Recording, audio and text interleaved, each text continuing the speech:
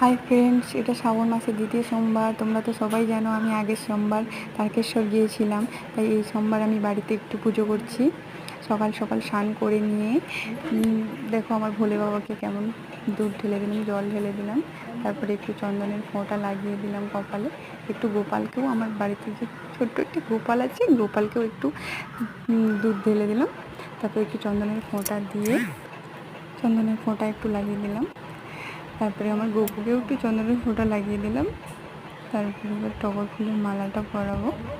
টগর ফুলের মালাটা দেখো কত সুন্দর লাগছে। টগর ফুলের মালাটা পরিয়ে দিলাম। একটু প্রদীপ, ধূপ, একটু মিষ্টান্ন দিয়ে করেছি ছোটো করে, বেশি বড় করে করিনি।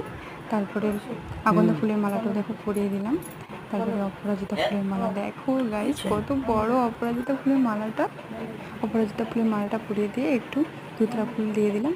সবাই বলো হর হর মহাদেব। কেমন লাগে?